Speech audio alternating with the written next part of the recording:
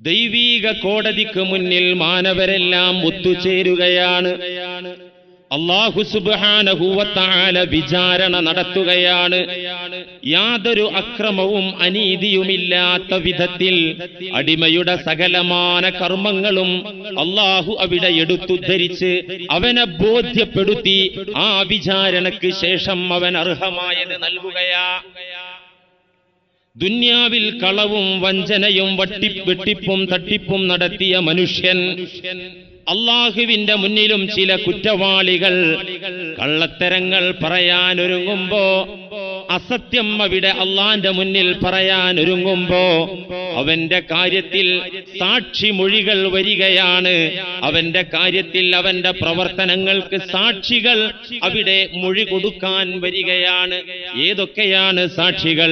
പ്രധാനപ്പെട്ട സാക്ഷി നമ്മുടെയൊക്കെ അവയവങ്ങൾ തന്നെയാണ്. നമ്മുടെ അവയവങ്ങൾ. ഇമാം മുസ്ലിം ഉദ്ധരിച്ച ഹദീസിൽ, കഴിഞ്ഞയാഴ്ച ഖുർആനിൽ നിന്നും ഹദീസിൽ നിന്നും ചില ഭാഗം നിങ്ങൾ കേട്ടു. എത്ര ഭാഗത്ത്? ഖാല റസൂലുള്ളാഹി സ്വല്ലല്ലാഹു അലൈഹി വസല്ലം യുഖ്തമു അലാ ഫീ. കളവ് പറയാൻ നാവ് പൊക്കുന്ന മനുഷ്യന്റെ വായ അല്ലാഹു തുന്നിക്കൂട്ടിയിട്ട് സീല് വെക്കും. വയുഖാലു ലിഫഖ്ദിഹി വലഹ്മിഹി വഇളാമിഹി അൻതിഖി. അവന്റെ കാലിനോട്, തുടയോട്, അവന്റെ ശരീരത്തിലെ മാംസത്തോട്, അവന്റെ അസ്ഥിയോട് പറയപ്പെടും അൻതിഖി, പറയൂ പറയൂ.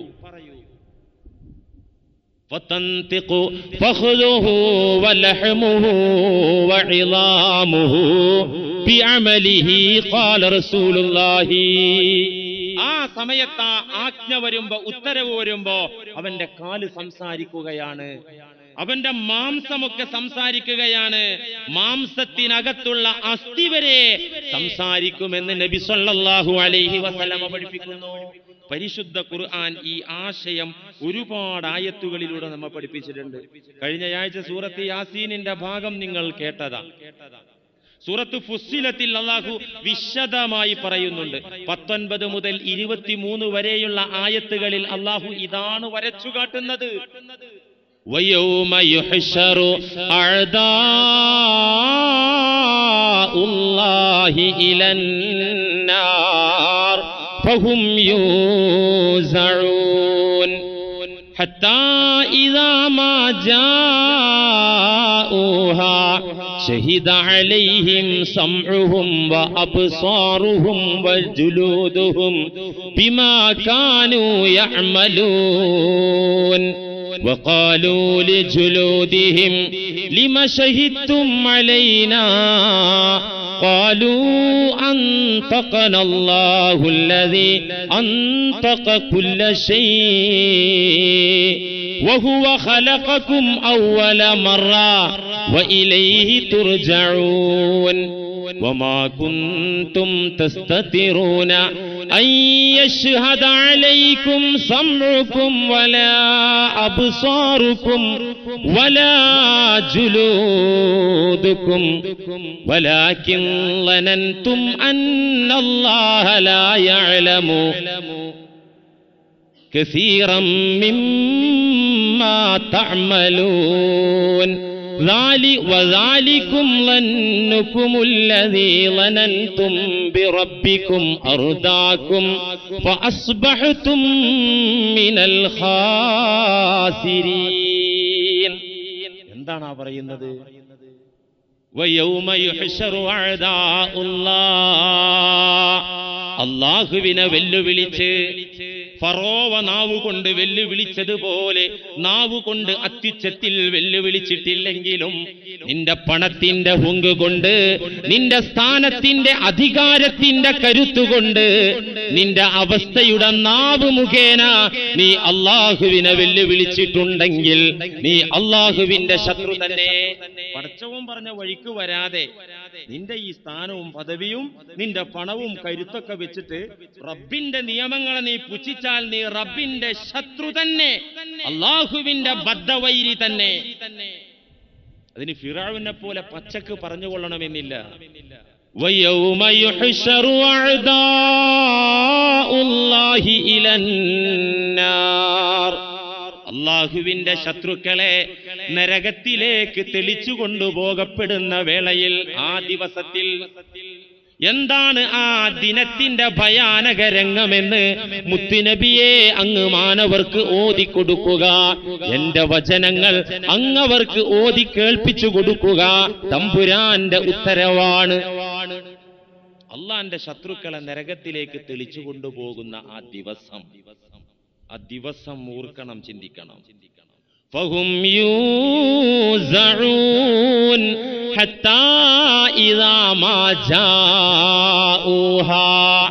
കൂട്ടം കൂട്ടമായി റബ്ബിന്റെ ശത്രുക്കളെ ഒരു ബാനറിന്റെ കീഴിൽ, ഒരു കൊടിക്ക് കീഴിൽ റബ്ബിന്റെ ദീനിന്റെ പ്രഭ കെടുത്തിക്കളയാൻ, അള്ളാഹുവിന്റെ സജ്ജനങ്ങളെ തള്ളിപ്പറയാൻ നോട്ടീസ് ഒട്ടിച്ച് നടന്നവൻ, ബാനർ കെട്ടി സംഘടന നയിച്ചവൻ കൂട്ടം കൂട്ടമായി തന്നെ നരകത്തിലേക്ക് തെളിക്കപ്പെടും. അവർ നരകത്തിന്റെ ചാരത്തെത്തുമ്പോ നരകപ്രവേശനത്തിനുള്ള സാധ്യതകളെല്ലാം തെളിയുമ്പോൾ ശഹീദ അലൈഹിം സംഉഹും വഅബ്സാറുഹും വജുലൂദുഹും ബിമാ കാനൂ യഅമലൂൻ.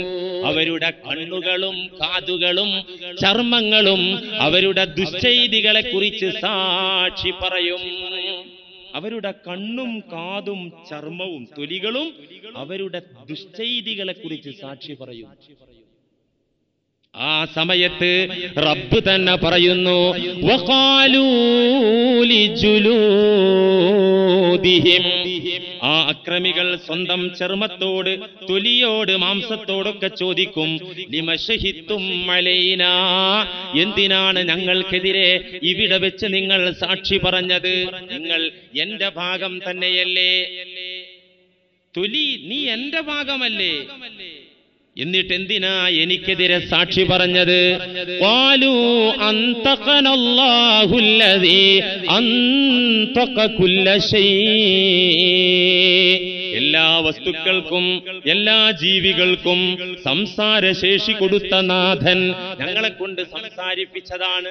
ഞങ്ങളോട് ചോദിച്ചിട്ട് കാര്യമില്ല. നാവ് ഒരു മാംസപിണ്ഡമാ, അതിന് സംസാര വൈഭവം, സംസാരത്തിന് ശേഷി കൊടുത്ത റബ്ബ് ഞങ്ങളെ കൊണ്ട് അങ്ങ് സംസാരിപ്പിച്ചു. ഹുവ ഖലഖകും അവ്വല മറ വഇലൈഹി തുർജഊൻ. ആദ്യഘട്ടം നിങ്ങളെ പടച്ചവൻ അവനാണ്. ആദ്യം നിങ്ങളെ പടച്ചവൻ അവനാണ്. എന്നിട്ട് നിങ്ങൾ മരിച്ച് മണ്ണിനോട് ചേരും. സുമ്മ ഇലൈഹി തുർജഊൻ. ശേഷം മടക്കപ്പെടുന്നതും അവനിലേക്കു തന്നെയാണ്. ഈ രംഗം പറഞ്ഞിട്ട് അള്ളാഹു പിന്നെ നമ്മെ ഓർമ്മപ്പെടുത്തുകയാണ്. എന്താണ്? وما كنتم تستترون أن يشهد عليكم سمعكم ولا أبصاركم ولا جلودكم.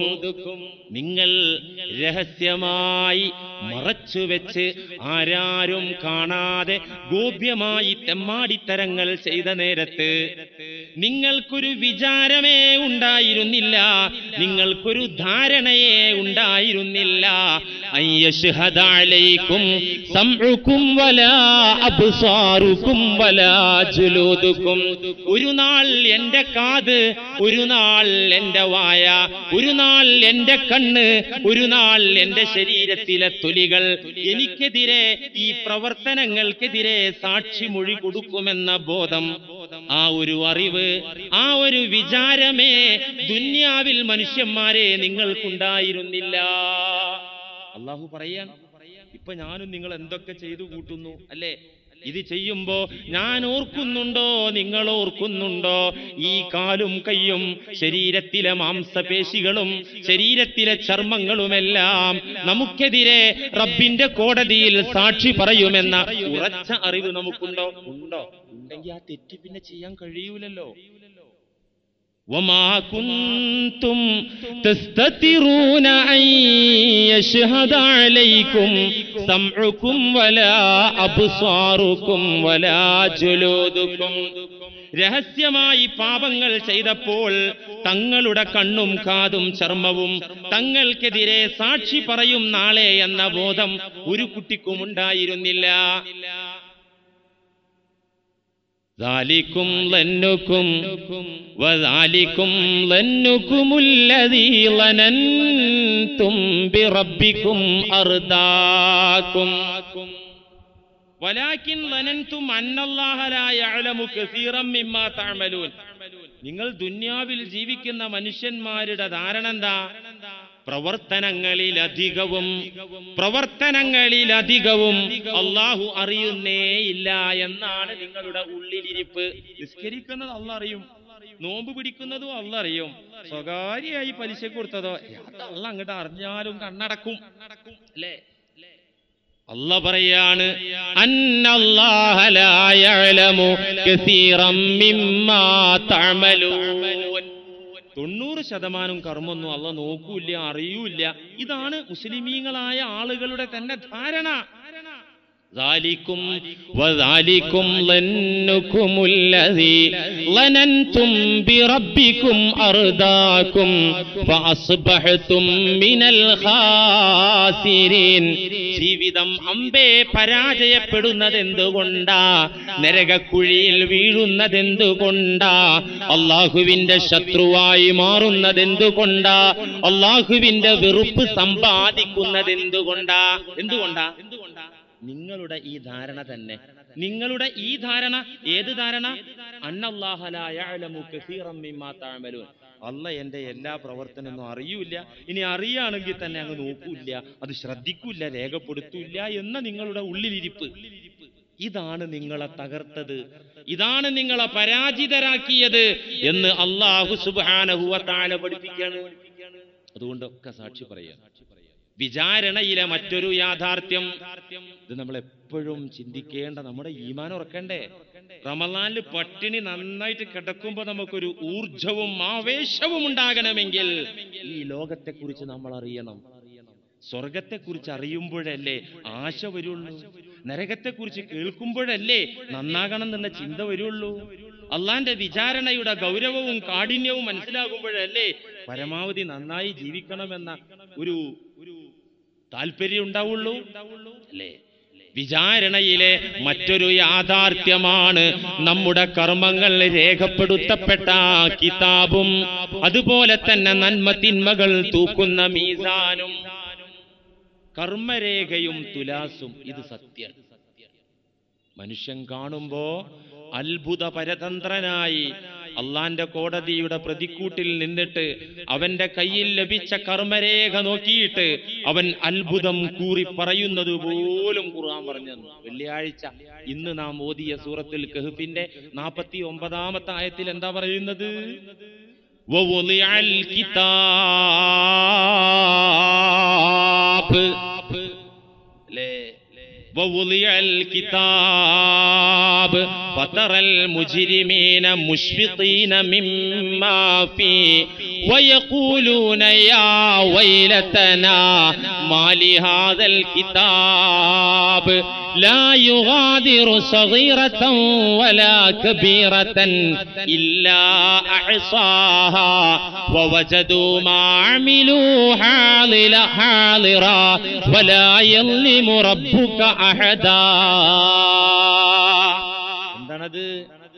വവുളിഅൽ കിതാബ്, മനുഷ്യരുടെ മുമ്പാകെ അവന്റെ തന്നെ കർമ്മങ്ങൾ രേഖപ്പെടുത്തപ്പെട്ട കിതാബ് കൊണ്ടുവന്ന് വെക്കപ്പെട്ടാൽ, അവന്റെ കർമ്മരേഖ മുന്നിലെത്തിക്കഴിഞ്ഞാൽ ഫതറൽ മുജ്രിമീന മുശ്ഫിഖീന മിമ്മാ ഫീഹി, കുറ്റവാളികളായ ആളുകൾ ആ കിതാബിലുള്ളത് കാണുമ്പോ പേടിച്ചു വിറച്ചു പോകും നബിയേ. കുറ്റവാളികളായ ആളുകൾക്ക് നരകത്തിലെത്തണ്ട, അവരുടെ കർമ്മരേഖ കാണുമ്പോൾ അതിലുള്ളത് അവർ വായിച്ചു നോക്കുമ്പോൾ അവർ ഭയന്ന് വിറച്ച് തളർന്നിരിക്കും. വയഖൂലൂന, അവർ അത്യുച്ചത്തിൽ പറയും, യാ വൈലതനാ, ഹാ കഷ്ടമേ, ഓ നാശമേ, മാലിഹാദൽ കിതാബ്, ഇതെന്തൊരു റിക്കാർഡാണ്, ഇതെന്തൊരു രേഖയാണ്, ഇതെന്തൊരു പുസ്തകമാണ്. ലാ യുഗാദിറു സഗീറതൻ വലാ കബീറതൻ ഇല്ലാ അഹ്സാഹാ. വലിയ കാര്യങ്ങളെല്ലാം ഇതിലുണ്ട്. ഹജ്ജിന് പോയതുണ്ട്, ഞാൻ കല്യാണം കഴിച്ചതുണ്ട്, അങ്ങനെ തുടങ്ങി വലിയ വലിയ കാര്യങ്ങളുണ്ട്. എന്നാലോ ഞാൻ പെരുമ്പാവൂർ ടൗണിലിറങ്ങിയിട്ട് വലത് വശത്തേക്കൊരിക്ക തുപ്പിയത് മറന്ന് തുപ്പിയ കറാഹത്ത് പോലും, ചെറിയ കാര്യം പോലും ഈ കിതാബിലുണ്ടല്ലോ. മാലിഹാദൽ കിതാബ്, ഇതെന്തൊരു രേഖയാണ്, ഇതെന്തൊരു കിതാബാണ്. وَوَجَدُوا مَا عَمِلُوا حَاضِرًا. അവരുടെ കർമ്മങ്ങളെല്ലാം ദുനിയാവിൽ വെച്ചവർ ചെയ്തു കൂട്ടിയ സകലമാന കൃത്യങ്ങളും അവിടെ അങ്ങ് പച്ചക്ക് പ്രകടമായി കാണും, ഹാജരാകും. വലാ യളിമു റബ്ബുക അഹദാ. നിങ്ങളുടെ നാഥൻ അന്ന് ഒരാളെയും ആക്രമിക്കുകയേ ഇല്ല. ചെയ്തികൾക്കനുസരിച്ചാ തരുള്ളൂ, പ്രവർത്തനങ്ങൾക്കനുസരിച്ചാണ് അവിടെ ഫലം. അല്ലാഹു ഒരാളെയും ആക്രമിക്കൂല. സൂറത്ത് ജാസിയയിൽ പറയുന്നുണ്ടല്ലോ, നബിയെ, അങ്ങയുടെ ഉമ്മത്ത് മാത്രമല്ല ഗതകാല സമൂഹങ്ങളൊക്കെ, നിങ്ങളുടെ മുൻഗാമികൾ സകല സമുദായങ്ങളും മുട്ടുകുത്തി നിൽക്കുന്ന ദിവസം. ജാസിയ, ആ അധ്യായത്തിന്റെ പേരെന്നെ ജാസിയ എന്ന്. എല്ലാ സമുദായത്തെയും മുട്ടുകുത്തി നിൽക്കുന്നത് കാണാം. ഇത് ചർച്ചിലെ പ്രാർത്ഥനക്ക് നിൽക്കുന്ന മുട്ടുകുത്തലല്ല കേട്ടോ. രണ്ട് കാലിൽ കരുത്തോട് നിൽക്കാൻ പറ്റാതെ തളർന്ന് മുട്ടുകുത്തി റബ്ബിന്റെ മുന്നിൽ നിൽക്കുക.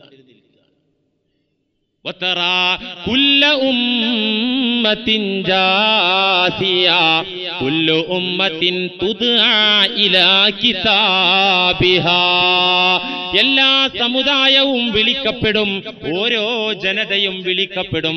ഇലാ കിതാബിഹാ, വിളിക്കപ്പെട്ടിട്ടോ സജ്ജനങ്ങൾക്കത് വലത് കൈയിൽ കൊടുക്കുന്നതും ദുർജനങ്ങൾക്ക് ഇടത് കൈയിൽ പിറകു വശത്തുകൂടി കൊടുക്കുന്നത് പോലും അല്ലാഹു പറഞ്ഞു. ഇടത് കൈയിൽ കൊടുക്കുന്നവർക്ക് നേരെ ഫ്രണ്ടിലൂടെ കൊടുക്കൂല, പിറകിലൂടെ ഇടത് കൈയിൽ കൊടുക്കും. فَأَمَّا مَنْ أُوتِيَ كِتَابَهُ بِيَمِينِهِ فَسَوْفَ يُحَاسَبُ حِسَابًا يَسِيرًا وَيَنْقَلِبُ إِلَى أَهْلِهِ مَسْرُورًا.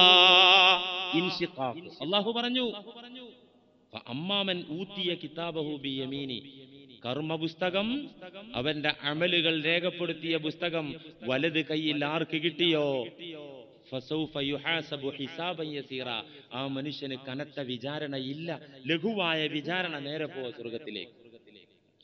സ്വർഗത്തിലേക്ക് പോകുമെന്ന് മാത്രമല്ല, വയൻഖലിബു ഇലാ അഹ്ലിഹി മസ്റൂറാ, അവന്റെ ഭാര്യ സന്താനങ്ങളിലേക്ക്, അവന്റെ രക്തബന്ധുക്കളിലേക്ക്, അവന്റെ സ്വന്തക്കാരിലേക്ക്, അവന് സ്വർഗത്തിലേക്ക് അവരോടൊന്നിച്ചു പോകാം. അതെങ്ങനെയാ? ഇൻഷാ അല്ലാഹ് ശഫാഅത്ത് എന്ന് പറഞ്ഞ വിഷയം വരുന്നുണ്ട്. ഈ നോമ്പിൽ നമുക്ക് മുഖ്യമായി ചർച്ച ചെയ്യേണ്ട വിഷയത. ഒരുപാട് അബദ്ധങ്ങൾ ശഫാഅത്ത് എന്നതിനെ കുറിച്ച്, ആ വിശ്വാസത്തെ കുറിച്ച് ഒരുപാട് അബദ്ധങ്ങൾ നമ്മുടെ കൗമിൽ തന്നെ ഉണ്ട്. ശഫാഅത്ത് എന്ന് പറഞ്ഞാൽ ചില ആളുകൾ പറയാണ്, അള്ളാഹു അനുവദിച്ച ആളുകൾക്ക് അതിന് അനുവാദമുണ്ട്, അതിന് പെർമിഷൻ കിട്ടും. തൗഹീദിന്റെ വക്താക്കൾക്ക്, പൂർണ്ണ തൗഹീദിന്റെ വക്താക്കൾക്ക്, സ്വാലിഹായ പ്രവർത്തനങ്ങൾ ചെയ്ത നന്മകൾക്ക് മുൻതൂക്കമുള്ള മനുഷ്യന്മാർക്ക് മാത്രമേ ശഫാഅത്ത് കിട്ടുള്ളൂ. ഈ ആളുകൾക്ക് എന്തിനാ ശഫാഅത്ത്? ഞാൻ പൂർണ്ണ മുഅ്മിനാണ്, നന്മകൾ എമ്പാടും ചെയ്തിട്ടുണ്ട്, നന്മ തുന്മ തൂക്കി നോക്കിയപ്പോ നന്മക്ക് മുൻതൂക്കമുണ്ട്. ഇങ്ങനെയുള്ള ആളുകൾക്കേ ശഫാഅത്തുള്ളൂ, അല്ലാത്തവർക്കൊന്നും ശഫാഅത്ത് കിട്ടൂല. ഇങ്ങനെയുള്ള ആൾക്ക് എന്തിനാ ശഫാഅത്ത്?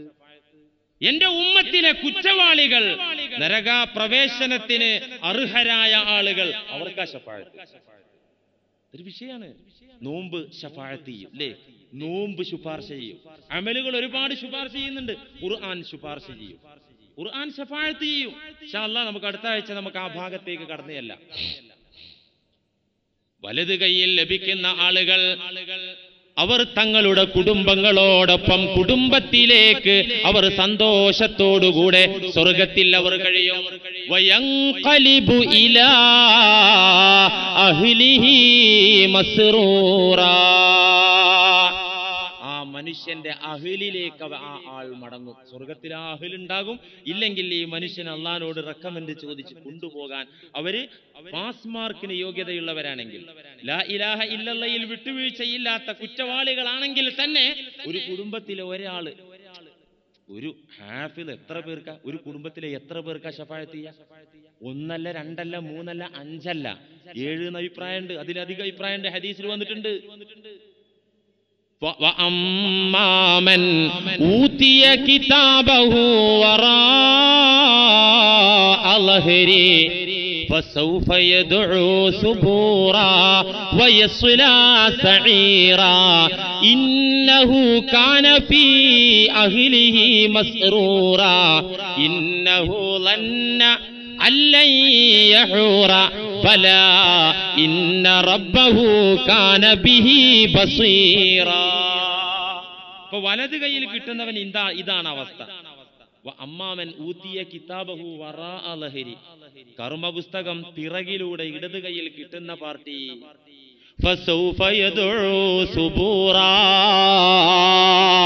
ആ കിതാബ് കിട്ടുമ്പോഴേക്ക് അവർ നിലവിളിച്ചു തുടങ്ങും, ആർ തട്ടഹസിച്ചു കൊണ്ടിരിക്കുമെന്ന് പരിശുദ്ധ ഖുർആൻ. ഇന്നഹു കാന ഫീ അഹ്ലിഹി മസ്റൂറ, അവൻ അവന്റെ കുടുംബത്തിൽ, അവന്റെ വീട്ടിൽ, അവന്റെ നാട്ടിൽ നിഗളിച്ച് നടക്കിയിരുന്നു. സന്തോഷാധിക്യത്താൽ, പണക്കൊഴുപ്പിന്റെ അഹങ്കാരത്തോടെ, ഇന്നഹു കാന ഫീ അഹ്ലിഹി മസ്റൂറ, അവൻ സ്വകുടുംബത്തിൽ നിഗളിച്ച് ജീവിക്കുകയായിരുന്നു. എന്നിട്ടോ അവന്റെ ധാരണ അല്ലൻ യഹൂറ, തിരിച്ചൊരു പോക്കില്ല എന്നായിരുന്നു അവന്റെ ധാരണ. അങ്ങനെ ഉസ്താദുമാര് വഅള് പറയുകയും ദീനിന്റെ വിശ്വാസ കാര്യങ്ങളിൽ അതൊക്കെ പറഞ്ഞപ്പോഴും അതൊന്നും അവന്റെ ചെവിയിലൂടെ കേട്ടു എന്നല്ലാണ്ട് അവന്റെ ഖൽബിലേക്ക് അങ്ങോട്ട് ഇറങ്ങിയിട്ടുണ്ടായിരുന്നില്ല. ഇത് കഴിഞ്ഞാല് കർമ്മപുസ്തകം കിട്ടിയാല് പിന്നെന്താ സംഭവിക്കുന്നത്? ഇത് തൂക്കുകയാണ്. എന്തിനാ ഇത് തൂക്കുന്നത്? ഇതെങ്ങനെ തൂക്കുന്നത്? എന്തിനാ തൂക്കുന്നത്? ഇതൊക്കെ പഠിക്കണ്ട നമ്മള്. എങ്ങനെയാ തൂക്കുക?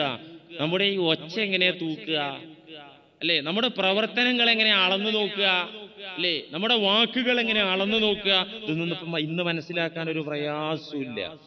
നമ്മുടെ ശരീരത്തിന്റെ ഊഷ്മാവ് ഇന്ന് നാം അളന്നു നോക്കുന്നു, ബ്ലഡ് പ്രഷർ നാം അളന്നു നോക്കുന്നു, ഹൃദയ ചലനം ഇന്ന് നാം അളന്നു നോക്കുന്നു. ഇതൊന്നും പൂർവീക മനുഷ്യർക്ക് അറിവില്ലാത്ത കാര്യങ്ങളായിരുന്നു. ഇൻഫർമേഷൻ ടെക്നോളജിയിൽ നാം പുരോഗതി പ്രാപിച്ചപ്പോ ഇന്ന് അക്ഷരങ്ങളും ശബ്ദങ്ങളും ചിത്രങ്ങളൊക്കെ നമ്മൾ അളക്കാൻ തുടങ്ങി അല്ലേ? കമ്പ്യൂട്ടർ ലാംഗ്വേജില് കിലോബൈറ്റ് അല്ലേ, മെഗാബൈറ്റ്, ജിഗാബൈറ്റ്, ഇതൊക്കെ അളവാ.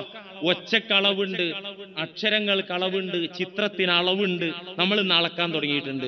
അള്ളാഹുവിനെ സംബന്ധിച്ചിടത്തോളം ഇത് വളരെ എളുപ്പമാണ്. എന്തിനാ പടച്ചോ അളന്നു നോക്കുന്നത്? 5 കിലോ പോത്തിറച്ചി മേടിക്കാൻ പോകുന്ന നമ്മെ സംബന്ധിച്ചിടത്തോളം തൂക്കണം, കച്ചവടക്കാരനെ സംബന്ധിച്ചിടത്തോളം തൂക്കണം.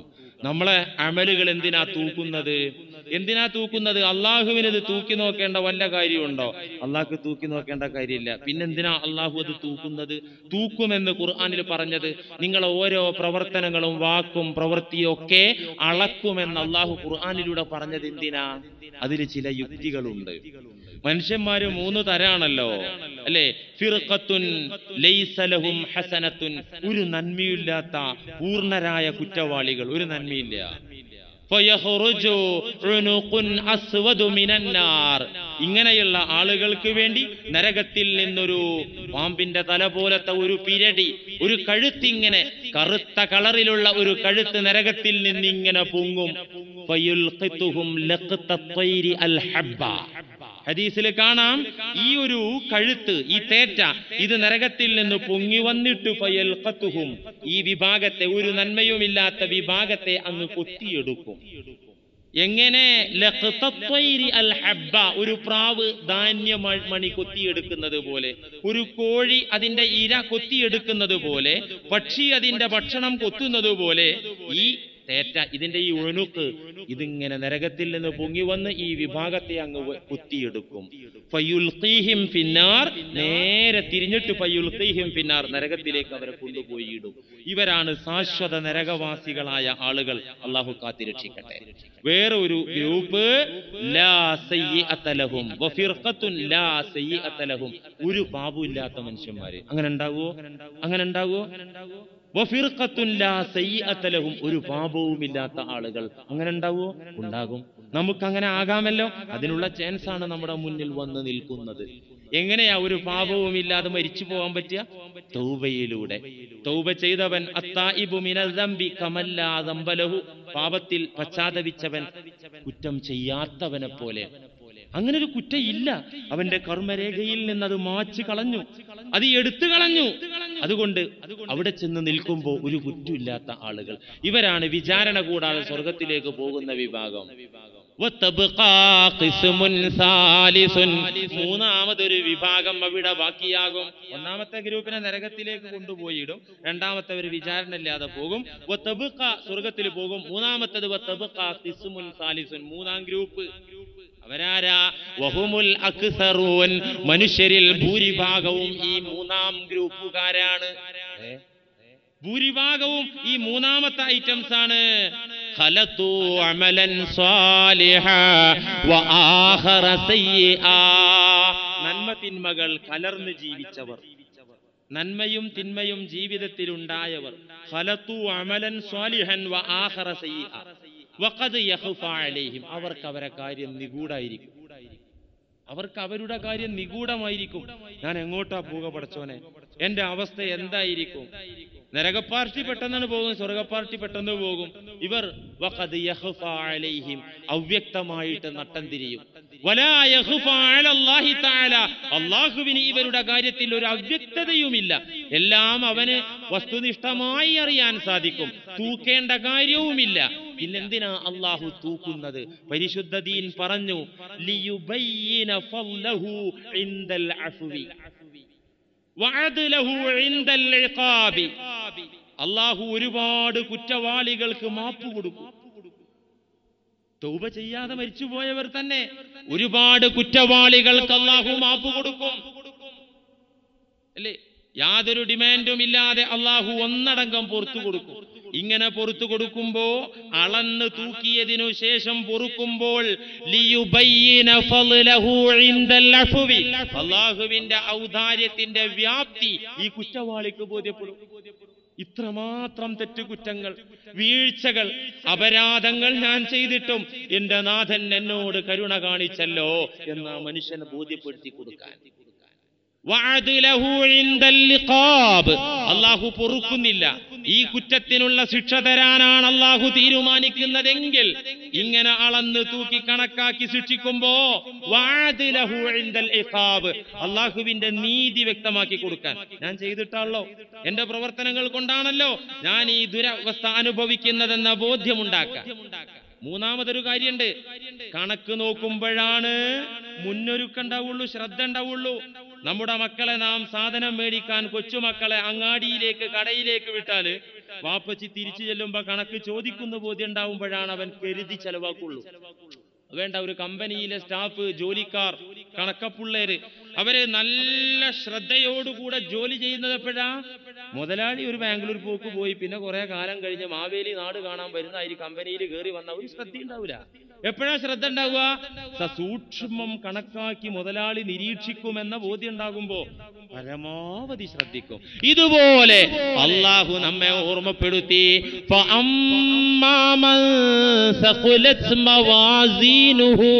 فهو في عيشة راضية وأما من خفت موازينه فأمه هاوية وما أدراك ما هي نار حامية. ആരുടെ തട്ടിന് ഭാരമുണ്ടായോ, ആരുടെ നന്മയുടെ തട്ട് ഭാരമായോ, മുൻതൂക്കമുണ്ടായോ, അവൻ സന്തോഷകരമായ ജീവിതത്തിലായിരിക്കും. ആരുടെ നന്മയുടെ തട്ടിനാണോ ഭാരമുണ്ടായത്, അവർക്കാണ് സന്തോഷ ജീവിതം കിട്ടുക. وأما من خفت موازينه فأمه هاوية ആരുടെ നന്മയുടെ തട്ട് ഭാരരഹിതമായോ, അതിന് മുൻതൂക്കമില്ലാത്ത അവസ്ഥയുണ്ടായോ, ഉമ്മുഹു ഹാവിയ, അവന്റെ കേന്ദ്രം, അവന്റെ അഭയസ്ഥാനം അഗാധഘൃത്തമാണ്. വമാ അദ്റാക മാഹിയ, എന്ത് അഗാധഘൃത്തം? ഇത് കിണറല്ല, ഇത് വെള്ളമില്ലാത്ത പൊട്ടക്കുളമല്ല. അഗാധഘൃത്തം എന്നാൽ എന്തെന്നാണ് നബിയെ അങ്ങ് മനസ്സിലാക്കിയത്? നാറുൻ ഹാമിയ, കഠിന ചൂടുള്ള കത്തിയാളുന്ന അഗ്നിയാണ്. ആ അഗ്നി നിറഞ്ഞ ഗർത്തത്തിലാണ് ഈ മനുഷ്യൻ ചെന്ന് പതിക്കുക. അല്ലാഹു സുബ്ഹാനഹു വ തആല പഠിപ്പിക്കുന്നു. അപ്പൊ എന്താ? വഅലം അന്നഹു ലാ യൻജു മിൻ ഖത്രിൽ മീസാൻ, നന്മ തിന്മ നമ്മുടേതൊക്കെ തൂക്കും അല്ലാഹു. തൂക്കുമ്പോൾ അവിടത്തെ അപകടത്തിൽ നിന്ന് രക്ഷ കിട്ടുന്നത് ആർക്കാണ് മീസാനിന്റെ ദുരന്തത്തിൽ നിന്ന് രക്ഷ കിട്ടുന്നത്? അല്ലാഹു തൂക്കുമ്പോൾ സമാധാനത്തോടെ അവിടെ നിലയുറപ്പിച്ച് നിൽക്കാൻ സാധിക്കുന്നത് ആർക്കാണ്? ഏഴം അറിഞ്ഞുകൊള്ളുക മനുഷ്യന്മാരെ, കണ്ണും മനസ്സും തുറന്ന് കേൾക്കുക. അന്നഹു ലാ യൻജു മിൻ ഖത്രിൽ മീസാൻ, നന്മ തിന്മ തൂക്കുന്ന തുലാസിന്റെ രംഗത്ത് ആ വേളയിൽ രക്ഷ കിട്ടുന്നത് ആർക്കാ? ഇല്ലാ മൻ ഹസബ നഫ്സഹു ഫിദ്ദുനിയാ വവസിന ഫീഹാ ബിമീസാനി ശർഈ, ദുനിയാവിൽ തന്നെ സ്വന്തത്തെ വിചാരണ നടത്തി ജീവിക്കുന്നവർ, വവസിനഹാ ബിമീസാനി ശർഈ, ശർഇന്റെ ദീനി നിയമമാകുന്ന തുലാസിൽ വെച്ച് എന്നും തൂക്കി നോക്കുന്നവർ. വൈകുന്നേരം വീട്ടിലെത്തിയിട്ട് കണക്കൊക്കെ ക്ലിയർ ആക്കാതെ ഉറങ്ങുന്ന കച്ചവടക്കാർ എത്ര പേരുണ്ട് അല്ലേ? ആ കണക്ക് ക്ലിയർ ആയാലേ ഉറക്കം കിട്ടുള്ളൂ അല്ലേ? എന്നാൽ ആഖിറ കച്ചവടത്തിന് വേണ്ടി നടത്തിയ കച്ചവടത്തിന്റെ കണക്ക് നമ്മിൽ എത്ര പേരാ നോക്കിയത്? ഇന്ന് കാലത്ത് സുബഹി നിസ്കരിച്ചു, ജമാഅത്ത് കിട്ടിയോ, ശരി, ടിക്ക്, ഒരു സ്റ്റാർ അല്ലെങ്കിൽ ഒരു പ്ലസ് മാർക്ക്. ഇങ്ങനെ കൂട്ടി നോക്കിയിട്ട് താൻ ചെയ്ത കുറ്റങ്ങളും നന്മകളും ഇങ്ങനെ നോക്കുന്നവർക്ക് അവിടെ ഡേഞ്ചർ ഉണ്ടാവില്ല, അവിടെ അപകടം ഉണ്ടാവില്ല. ഏത് തുലാസ് ബിമീസാനി ശർഇ അഅമാലഹു വഅഖ്വാലഹു വഖതിറാതിഹി വലഹ്ലാതിഹി, വാക്കും പ്രവൃത്തിയും ചിന്തകളും നിമിഷങ്ങളും ഒക്കെ തൂക്കി നോക്കുക. ഉമർ റളിയല്ലാഹു അൻഹു പറഞ്ഞല്ലോ, ഹാസിബു അൻഫുസകും ഖബ്ല അൻ തുഹാസബു, വിശ്വാസികളെ, നിങ്ങളെ വിചാരണക്കെടുക്കും മുമ്പ്, നിങ്ങൾ വിചാരണ ചെയ്യപ്പെടും മുമ്പ് നിങ്ങൾ വിചാരണ സ്വയം ചെയ്യണം. വസിനൂഹാ ഖബ്ല അൻ തൂസനു, നിങ്ങളത് തൂക്കി നോക്കണം. ഖബ്ല അൻ തൂസനു, നിങ്ങളുടേത് തൂക്കപ്പെടും മുമ്പ് നിങ്ങൾ എന്നും തൂക്കി നോക്കണം. ചില ആളുകൾ അവരുടെ ടൈം ടേബിൾ കമ്പ്യൂട്ടറിലാക്കിയിട്ട് കമ്പ്യൂട്ടർ വൽക്കരിച്ച ടൈം ടേബിൾ അനുസരിച്ച് ജീവിക്കുന്ന ആളുകളുണ്ട്. ഇക്കാര്യം ഒന്ന് കമ്പ്യൂട്ടർ വൽക്കരിച്ച് നോക്ക്, എന്നിട്ട് എല്ലാം അങ്ങോട്ട് സേവ് ചെയ്യ്, എന്നിട്ട് കൂട്ടി കണക്ക് എത്ര KB നന്മണ്ട്, എത്ര GB തിന്മണ്ട് ഒന്ന് നോക്ക്. തമാശ പറയല്ല. വസിനൂഹാ ഖബ്ല അൻ തൂസനു, ഈ രംഗൊക്കെ ഓർത്തിട്ട് നോമ്പ് പിടിക്കണം, ഈ രംഗൊക്കെ ഓർത്തിട്ട് തറാവീഹ് നിസ്കരിക്കണം. എന്നാ 8 ആവുമ്പോ പോവില്ല, 12 ആവുമ്പോ മൂത്രമൊഴിക്കാൻ മുട്ടൂല, അവിടെ നിൽക്കും. 20 നിസ്കരിക്കും, 36 നിസ്കരിക്കാൻ പറ്റുമെന്ന് ആലോചിക്കാം. പള്ളിയിൽ അതില്ലല്ലോ, വീട്ടിൽ പോയിട്ട് ആക്കാന്ന് ചിന്തിക്കും. അത് വേണമെന്നുണ്ടെങ്കിൽ എന്ത് വേണം? ഈ ദിവസത്തെ കുറിച്ച് ഓർമ്മ വേണം. നമുക്കെന്ത് ഓർമ്മ? ഇമാം അബൂ ദാവൂദ് ഉദ്ധരിച്ച സ്വഹീഹായ ഒരു ഹദീസ് കൂടെ കേട്ടോളൂ പ്രിയ സഹോദരാ. ഇന്ന റസൂലല്ലാഹി സ്വല്ലല്ലാഹു അലൈഹി വസല്ലമ കാന റഅസുഹു ഫീ ഹിജ്രി ആയിഷ റളിയല്ലാഹു അൻഹാ, അല്ലാഹുവിന്റെ ഹബീബ് ആയിഷ ബീവിയുടെ മടിത്തട്ടിൽ കിടക്കുകയാ. മദീന പള്ളിയുടെ ചാരത്തുള്ള ഹുജ്റ ആയിഷയിൽ, ആയിഷ ബീവിയുടെ മണിയറയിൽ പുണ്യനബി ആയിഷ ബീവിയുടെ മടിത്തട്ടിൽ കിടക്കുകയാ. ഫനഅസ റസൂലുള്ളാഹി സ്വല്ലല്ലാഹു അലൈഹി വസല്ലം, മഹദിയുടെ മടിത്തട്ടിൽ കിടന്ന പുണ്യനബി ഒന്ന് മയങ്ങാൻ തുടങ്ങി. നബി തങ്ങൾ മടിത്തട്ടിൽ മയങ്ങി കിടന്നപ്പോ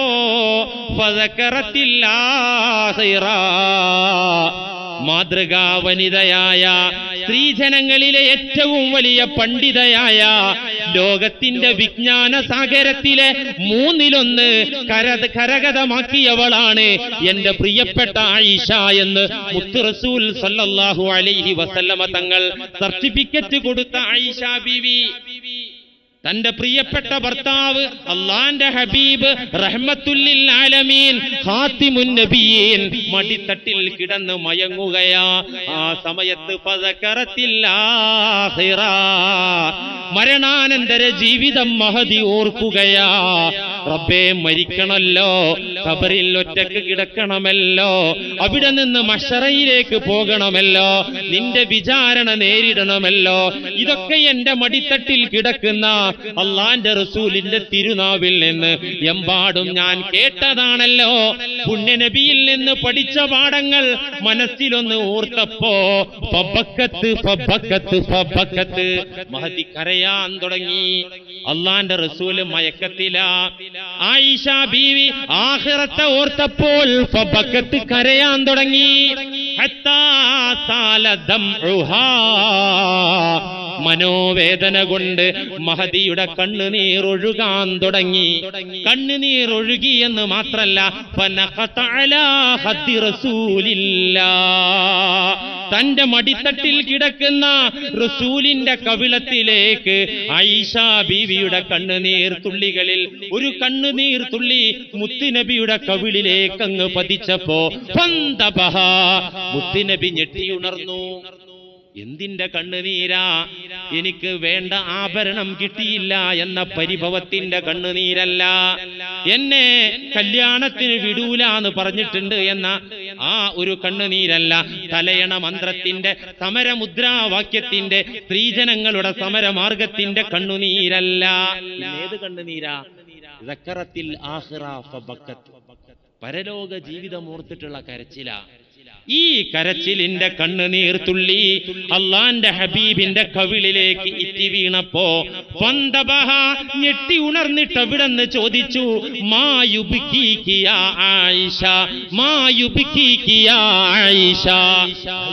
എന്തിനാ നീ കരയുന്നത്? എന്തേ നിനക്ക് പറ്റി? ഞാൻ നിന്റെ മടിത്തട്ടിൽ വന്ന് കിടന്നപ്പോ നീ ഹാപ്പി ആയിരുന്നല്ലോ, നീ പുഞ്ചിരിക്കുന്നല്ലോ, എന്നോട് തമാശ പറയുകയായിരുന്നല്ലോ ആയിഷ, പെട്ടെന്നെന്തിനാ നീ കരയുന്നത്? ഉടനെ പറഞ്ഞു, അങ്ങയുടെ വിവരണം പലതും ഞാൻ കേട്ടിട്ടുണ്ട്, അള്ളാഹുവിന്റെ കിതാബിലെ വിശദീകരണം പലതും ഞാൻ കേട്ടിട്ടുണ്ട്, മരണാനന്തര ജീവിതം ഞാൻ പഠിച്ചിട്ടുണ്ട്. ഇതോർത്തപ്പോ ഞാനങ്ങ് അറിയാതെ കരഞ്ഞു. അറിയാതെയാണ് എന്റെ കണ്ണുനീർ അങ്ങയുടെ ശരീരത്തിലേക്ക് ഇറ്റി വീണത്. റസൂലേ, എനിക്കേതായാലും അങ്ങ് ഉണർന്നല്ലോ, ഒന്ന് ചോദിക്കട്ടെ, ഹൽ തദ്കുറൂന അഹ്ലീകും യൗമൽ ഖിയാമ, അന്ന് അങ്ങ് എന്നെയൊക്കെ ഓർക്കുമോ? അങ്ങയുടെ കുടുംബത്തെ ഓർക്കുമോ? അങ്ങയുടെ ഭാര്യമാരെ ഓർക്കുമോ? അങ്ങ് സ്വർഗത്തിന്റെ ചാവി സൂക്ഷിപ്പുകാരനും അത് തുറന്ന് ഉദ്ഘാടനം ചെയ്യുന്ന ആളല്ലേ? അങ്ങ് ആദം സന്തതികൾക്ക് അന്ന് നേതാവല്ലേ?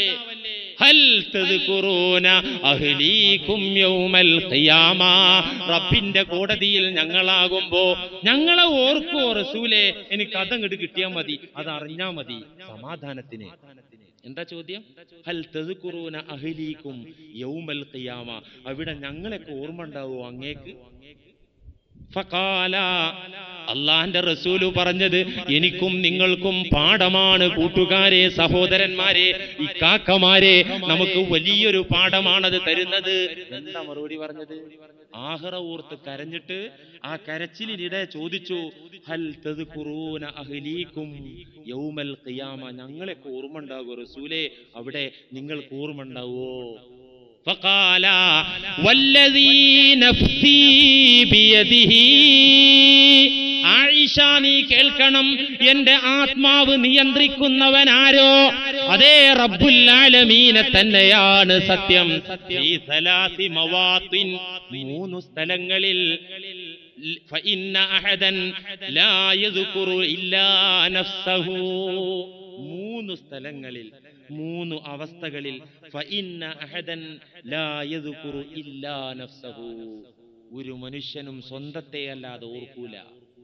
ഒരാളും സ്വന്തം കാര്യമല്ലാതെ മറ്റൊന്നും ചിന്തിക്കൂല. അവിടെ ഭാര്യയില്ല, അവിടെ ഉമ്മയില്ല, അവിടെ ബാപ്പയില്ല, അവിടെ മക്കളില്ല. സ്വന്തം കാര്യം മാത്രം ചിന്തിക്കുന്ന മൂന്ന് സ്ഥലങ്ങളുണ്ട് ആയിഷ. ഏതാണത്? ഇദാ വുദിഅത്തിൽ മവാസീനു വവസിനത്തിൽ അഅമാൽ. ഒന്ന് തുലാസ് ഇവിടെ റെഡിയാക്കി വെച്ചിട്ട് അമൽ ഇങ്ങനെ തൂക്കിയിട്ട് തുടങ്ങുമ്പോ ഇതെങ്ങോട്ടാ തൂങ്ങുന്നത് എന്ന് ആലോചിച്ച് കഷ്ടപ്പെട്ട് നിൽക്കുന്ന നേരത്ത് ആരും ഓർമ്മ ഉണ്ടാകൂല. രണ്ടാമത്തെ സമയം കിതാബ് കിട്ടുന്ന നേരത്ത് തനിക്ക് വലത് കയ്യിൽ കിട്ടുമോ അതോ എന്റെ പിൻവശത്തു കൂടെയാണോ കിട്ടുക, അപ്പോഴും ആരെയും ഓർമ്മ ഉണ്ടാവൂല.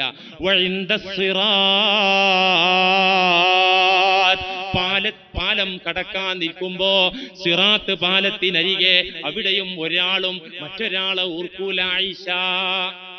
അപ്പൊ ഒന്നുകൂടെ സങ്കടം കൂടിയെന്ന. ഇതൊക്കെ കേട്ടിട്ട് എനിക്കും നിങ്ങൾക്ക് ഒരു കുലുക്കൂല്ലല്ലോ. പേടിക്കണം കേട്ടോ, ഈമാന് കൽബിലുണ്ടോന്ന് പേടിക്കണം. ഈമാന്റെ പ്രധാനപ്പെട്ട കാര്യമാണ് മൻ കാന യുഅ്മിനു ബില്ലാഹി വൽ യൗമിൽ ആഖിർ. ഈ ജീവിതത്തെ കുറിച്ച് ബോധമുണ്ടായാൽ നമ്മുടെ റമദാൻ നന്നാകും, ഇഅ്തികാഫ് നന്നാകും, ഖിയാമുൽ ലൈൽ നന്നാകും, സക്കാത്ത് നന്നാകും, സ്വതക്ക നന്നാകും, എല്ലാം നന്നാകും. അതിനുള്ള അടിത്തറയാണിത്.